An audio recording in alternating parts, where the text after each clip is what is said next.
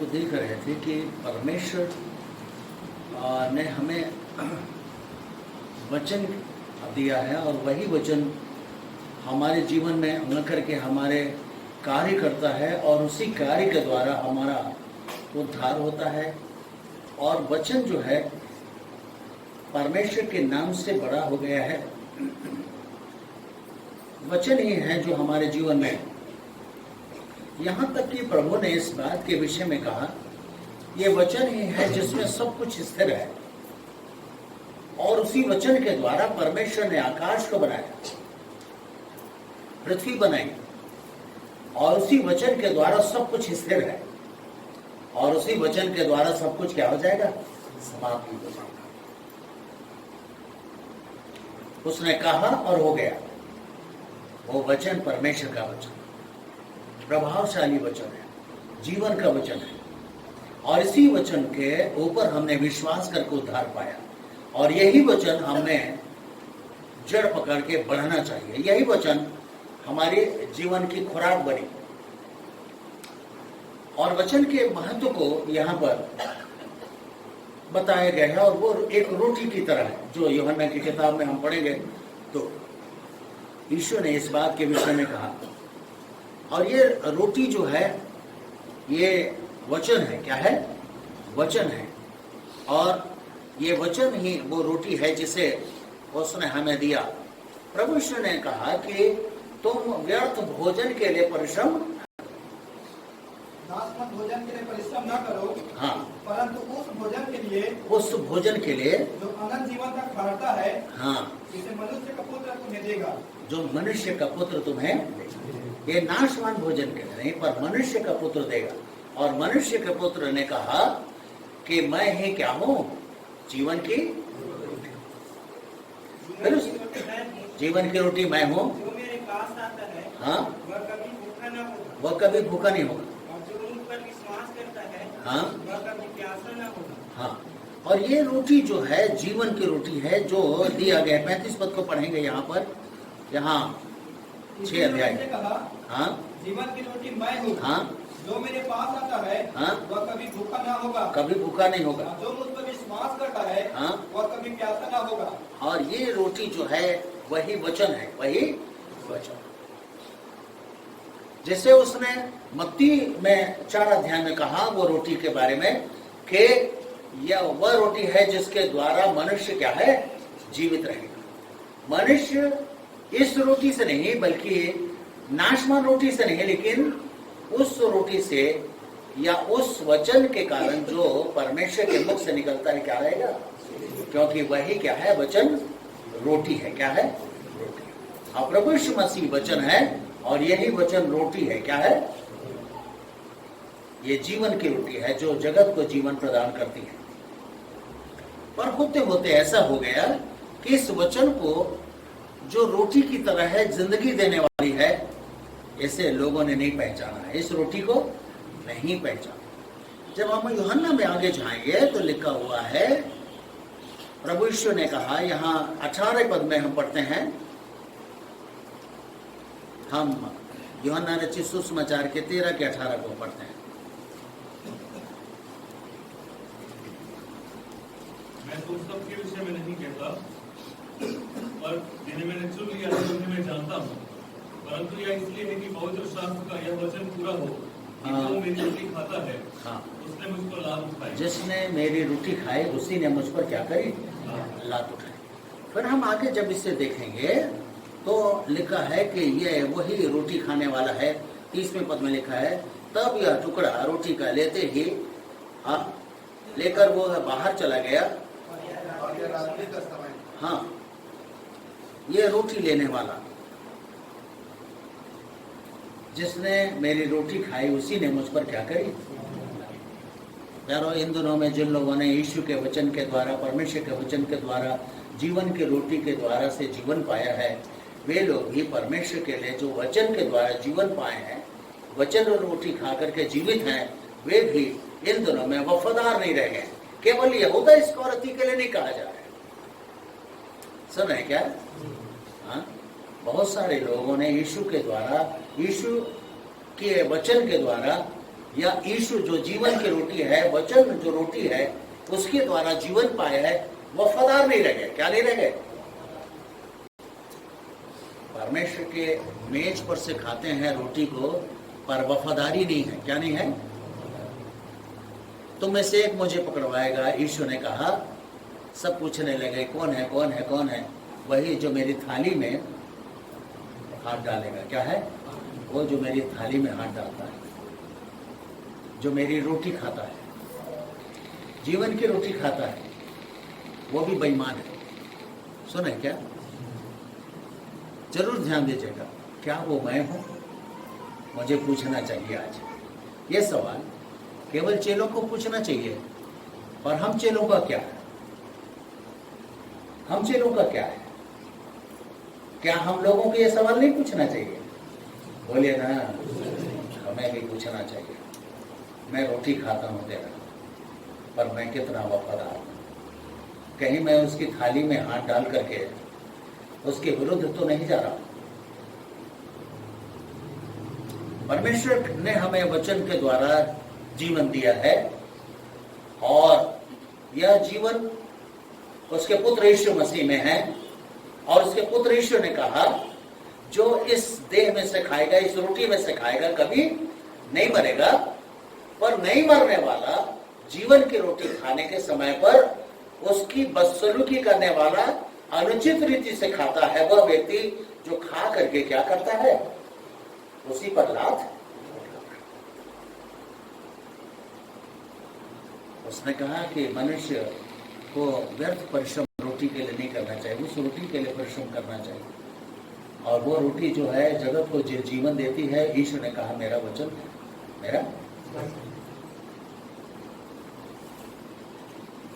वो जो रोटी है वो मेरी देह है। उसने स्वतः अपने आप को कहा, और उसने उस रोटी के विषय में विश्लेषण किया।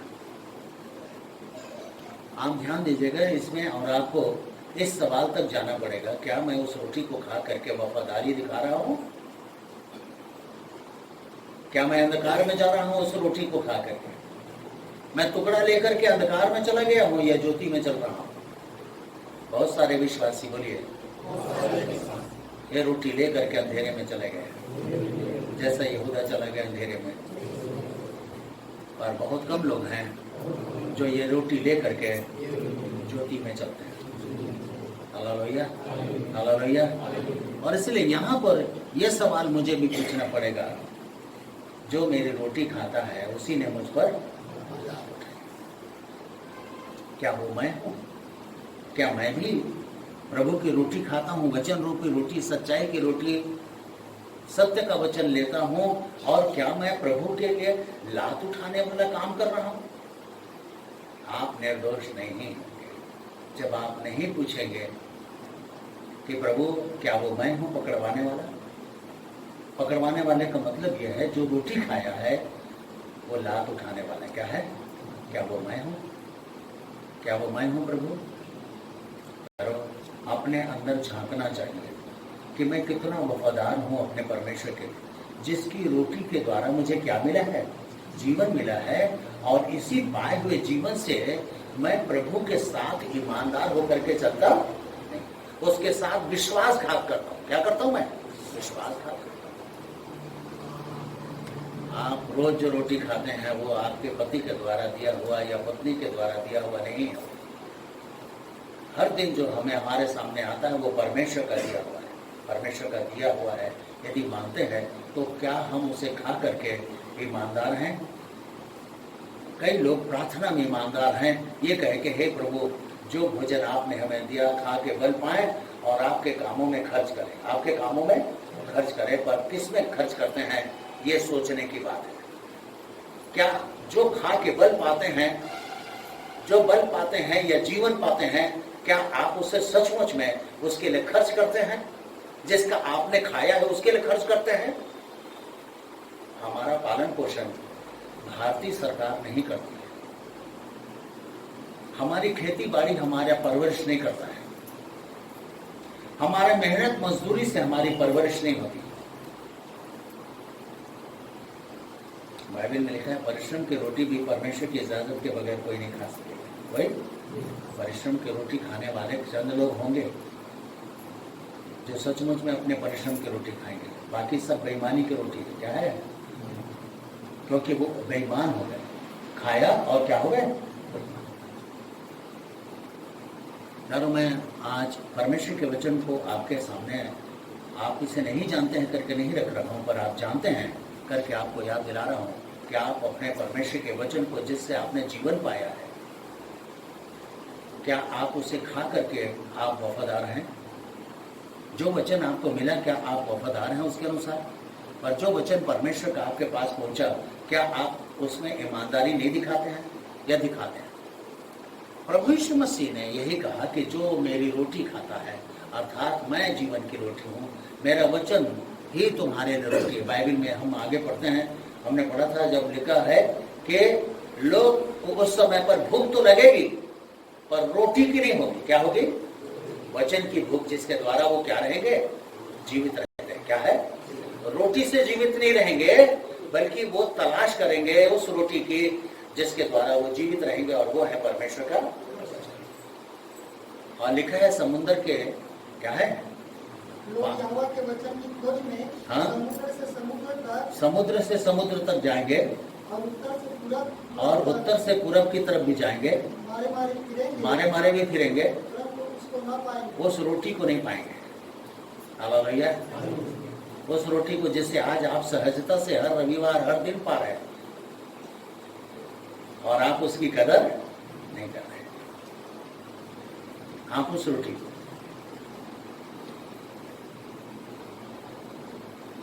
अभी जो रोटी आपके पास है, आप जिस बारे में आप जिस रोटी को खाते हैं, जो वचन आपको मिल रहा है, जो बातें आपको शिक्षा सिद्धांत पहुंचाया जा रहा है आपके पास कानों में, आपके हृदय में बोया जा रहा है, जिसके लिए लोग तरसेंगे और आप उसको खा करके क्या कर रहे हैं?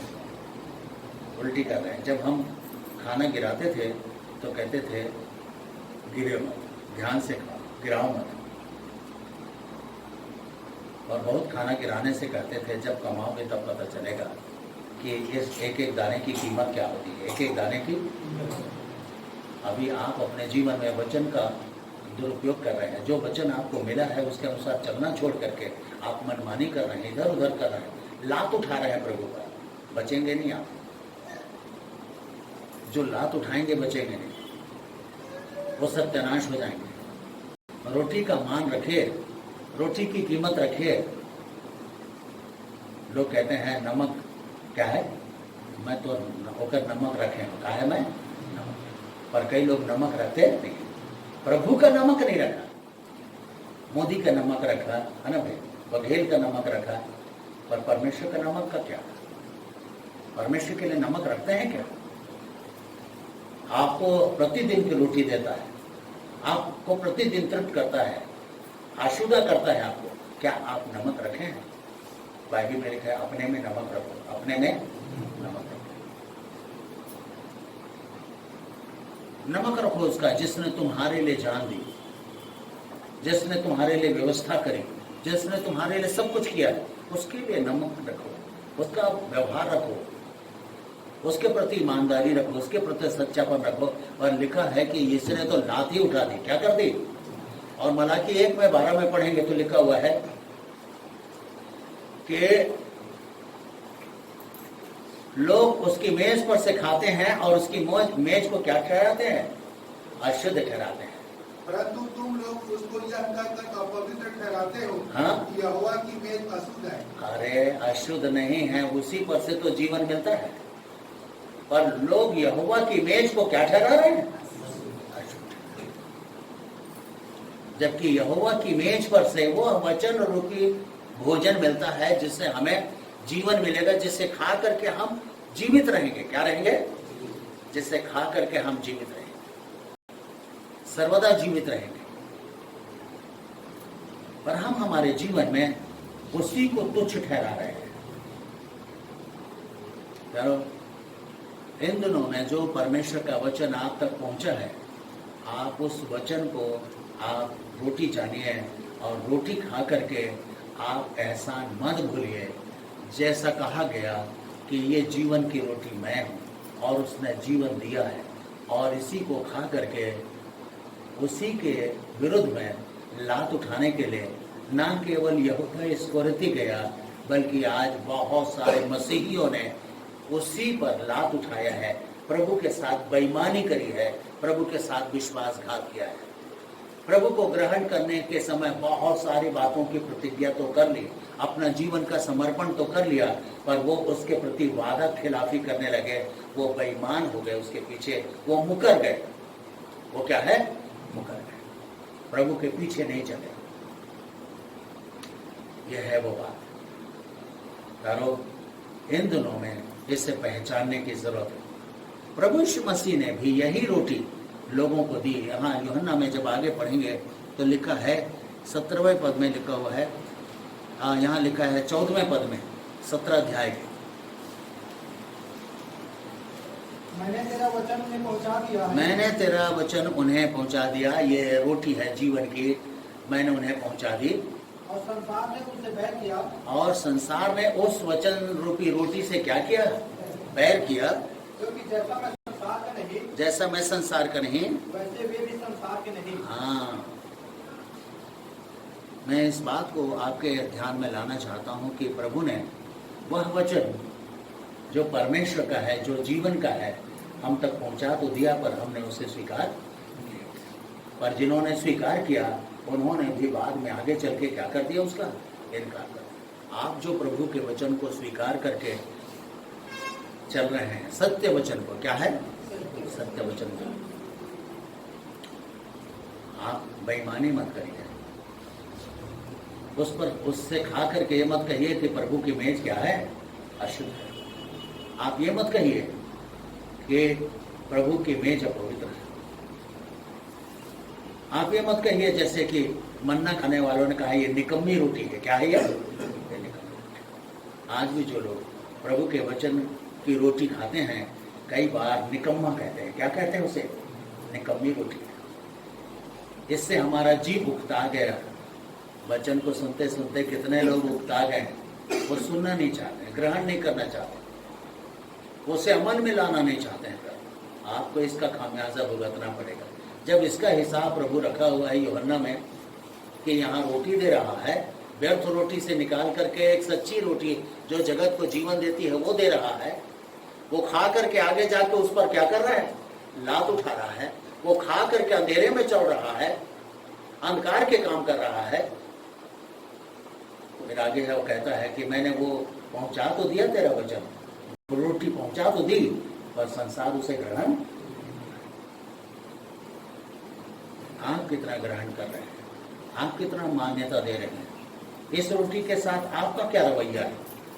हम हर समय ये सोचते हैं, वे लोग जो वचन को, जो रोटी दिया प्रभु यीशु मसीह ने, मेरा देह है, मेरा रुधिर है, उन्हें नागवार लगी और उल्टे फिर गए। लिखा है, क्या लिखा है? वो तो बिना खाए उल्टे फिर गए, पर हम तो खा के भी क्या है? उल्टे फिर गए। उन्हें नागवार लगी, वो उल्टे फिर गए, नहीं खाया, पर हम तो खा के उल्टे फिर गए। खाते हैं और उल्टे फिर जाते हैं। रोज वचन हम सुन रहे हैं पर उसमें चलते नहीं, उल्टे फिर गए, उस पर गंभीरता से अमल नहीं करते हैं। यारो, इन सब का हिसाब प्रभु के पास होगा। प्रभु ने कहा जो वचन आपने दिया था मैंने पहुंचा दिया ईमानदारी से। आप भी पहुंचाइए ईमानदारी से, प्रभु के लोगों तक पहुंचाइए प्रभु के वचन जो जीवनदायक है। यारो, ये है वो बात जो हमारे जीवन में प्रभु और प्रभु यीशु मसीह ने यूहन्ना 8 में कहा, मेरा वचन तुम्हारे हृदय में जगह नहीं पाता। और जो वचन मैं कहूंगा तुम बर्दाश्त नहीं कर पाते, बर्दाश्त नहीं कर पाते। कितने ऐसे हैं जो वचन को ग्रहण नहीं कर सकते हैं क्योंकि सत्य वचन है, उनका स्वभाव नहीं है। ये सत्य वचन को वो नागवार है करके चले गए, ये एक्सेप्टेबल नहीं है, ये स्वीकारने लायक नहीं है करके चले गए। हमारे देश में भी यही हो रहा है। कोई बात नहीं, एक दिन ये वचन उनमें पहुंचा तो जरूर, पर अस्वीकार किए हुए हैं। एक दिन न्याय के दिन इसी वचन के कारण क्या ठहरेंगे लोग? दोषी ठहराएगा। वही वही वचन उनको दोषी ठहराएगा जो हमने कहा, पर उन्होंने से क्या नहीं किया, स्वीकार नहीं किया। इसलिए इन दिनों में इस वचन की अहमियत को मुझे समझना पड़ेगा, इस वचन के महत्व को मुझे समझना पड़ेगा। और ये परमेश्वर का वचन, प्रभु यीशु ने जब भी बातचीत करी क्या कहा, यह परमेश्वर का वचन। क्या है? यह परमेश्वर, मेरे भेजने वाले का वचन है। ये मेरे वचन नहीं है, ये मेरे भेजने वाले का वचन है। हम सब सेवक जो यहाँ खड़े होते हैं, हम में से हर एक जो ईश्वर का सच्चा भय मानता है, वो अपना वचन कभी नहीं कहता, वो परमेश्वर का ही वचन कहता है। और परमेश्वर के वचन से मुंह फेरने वाला अपने जीवन में दोषी ठहरेगा, निर्दोष कभी भी नहीं ठहरेगा। इसलिए परमेश्वर के वचन को लिखा है कि अपने हृदय में अधिकाई से बसने दो। अपने हृदय में अधिकाई से यदि किसी चीज को बसाना है तो वचन को, क्या है? वचन अधिकाई से बसाना है। फिर लिखा है, जवान अपनी चाल को किस उपाय से शुद्ध और पवित्र रखे, तेरे वचन के अनुसार। और दाऊद ने कहा, मैंने तेरे वचन को अपने हृदय में, जो पाप से बचाता है, जो मृत्यु से बचाता है, जो तुझ पर लात उठाने से मुझे बचाता है, ये वचन की सच्चाई। आप अपने परमेश्वर के वचन को ध्यान दीजिए। सुन रहे ना? अपने लोगों के वचन, अपने घर के बच्चों के वचन, आपकी बीवी का वचन, आपके आदमी का वचन, आपके घर के बड़े लोगों का वचन, परमेश्वर के वचन को अपने जीवन में अधिकाई से बसने दीजिए। ये वचन से अपने आप को भर लीजिए, क्योंकि एक दिन वो समय आएगा जब इसी वचन के अनुसार आप ढूंढ ढांड तो करोगे पर मिलेगा नहीं।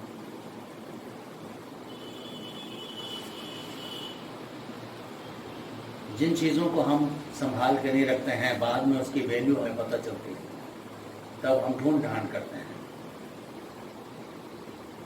अरे कहाँ चला गया, मैं तो ये किया था, वो किया था। पिछले दिन मैं भी ढूंढ रहा था। मैं ड्राइविंग लाइसेंस के लिए गया था, बड़े भाई ने कहा पेन कार्ड। अचानक मेरे भी दिल में आया, पेन कार्ड बनता है यहाँ पर, ये क्या होता है पेन कार्ड? ये पेन कार्ड नंबर होना चाहिए। बोले बहुत काम आता।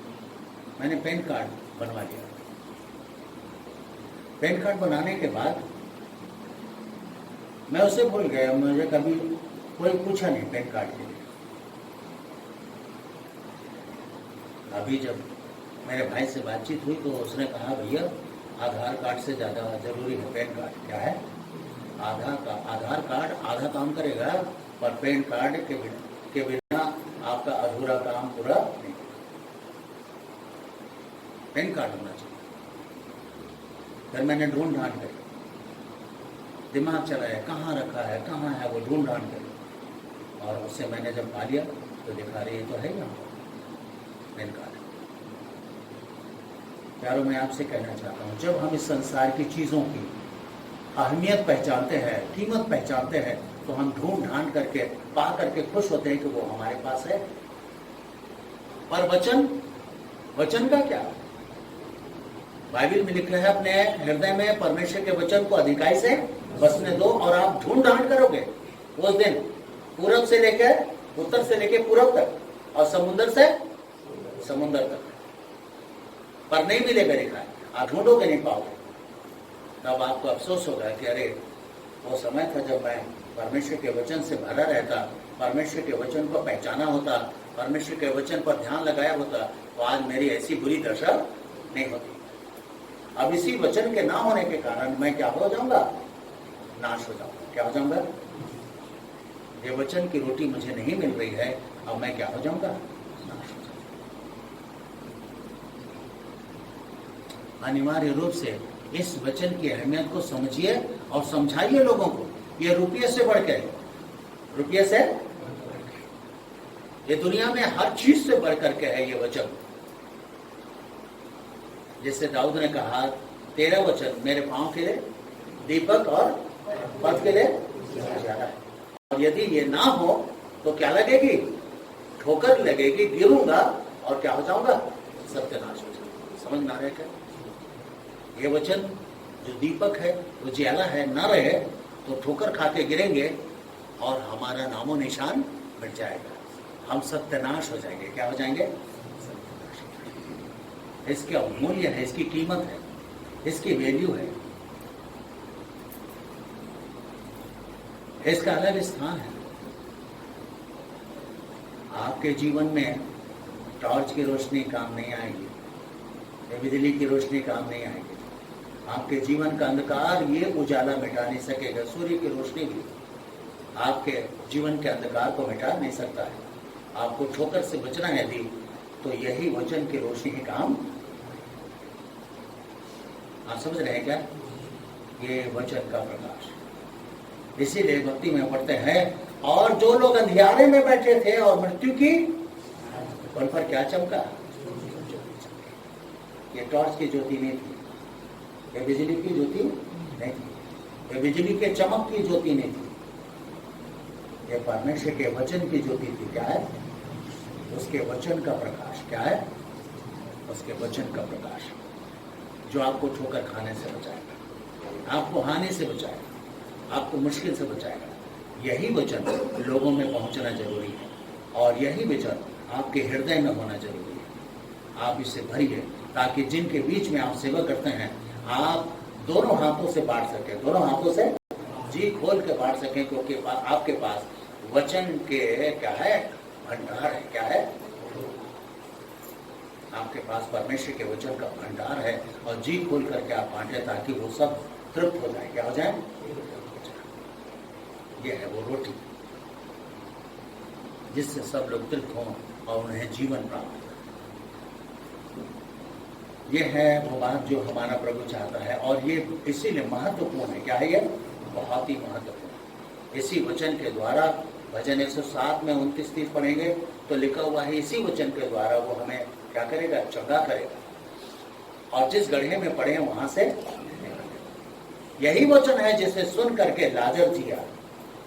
यही वचन है, बोलिए, जिसे सुन करके लाजर जीवित हुआ। यही वचन है जिसे सुन करके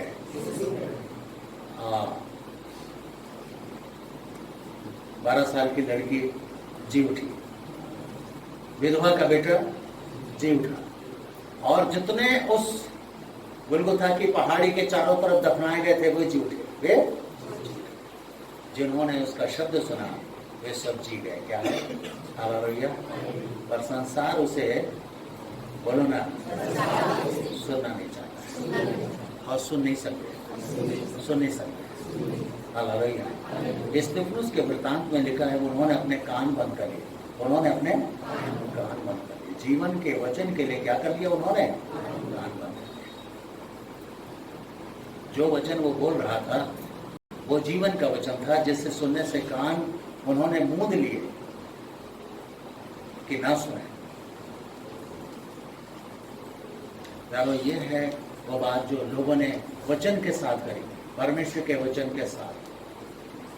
कितने लोगों ने वचन के बारे में, बाइबल का परमेश्वर कहता है इस वचन को सुनने वालों को कोई फायदा, पर उस पर चलने वालों को फायदा है। हालेलुया। वचन के सुनने का मतलब यही होता है, सुन करके माने।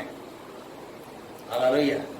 इसीलिए परमेश्वर ने, बोलिए, आसमान से कहा, आसमान से आवाज दे करके पृथ्वी के लोगों से कहा, यह मेरा प्रिय पुत्र है, इसकी सुनो, इसकी सुनो, बस इसकी सुनो।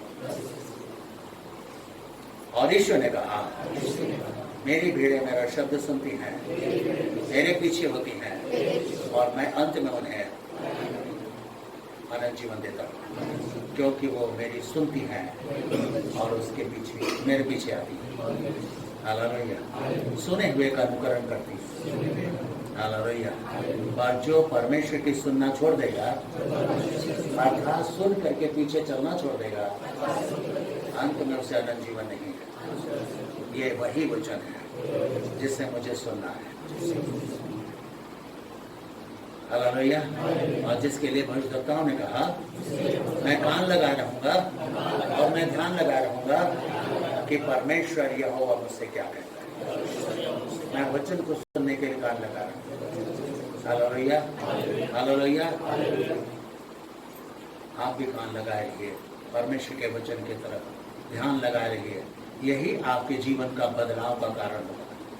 यही आपके जीवन में यही वचन प्रभावशाली होगा जब आप उस वचन को सुन करके उसका अनुसरण करेंगे। यह वचन आपके जीवन के लिए बहुत अच्छा, यही वचन है जिसके द्वारा हम जय पाएंगे संसार पर जय पाने के लिए। बोलिए, इसी वचन की आवश्यकता है और वचन की तलवार हमारे जीवन में विजय दिलाएगी। हम बैरी पर जय पा सकते, और वचन नहीं है तो बैरी हमें पराजित कर देगा। हालेलुया। पर जीत पाने के लिए इसी वचन की जरूरत है। ये वचन, परमेश्वर का वचन, बहुत अनिवार्य वचन। हालेलुया। जहाँ पहुँच गया वो बच जाएंगे, और जहाँ वचन नहीं पहुँचा वे सत्यानाश हो जाएंगे। और शामिल के पास भी उन दिनों में वचन और दर्शन कठिन था, पर वचन और दर्शन पहुंचा और इस्राएली लोगों का कल्याण हो गया। हालेलुया। वो सत्यानाश होने वाले थे। ठीक समय पर मेरे पास भी परमेश्वर का वचन पहुंचा, परमेश्वर का वचन पहुंचा। Hallelujah, hallelujah. और परमेश्वर का वचन मेरे जीवन में आया और मैं बचाए गया। ठीक वक्त पर हम भक्तिहीनों के लिए वही परमेश्वर का वचन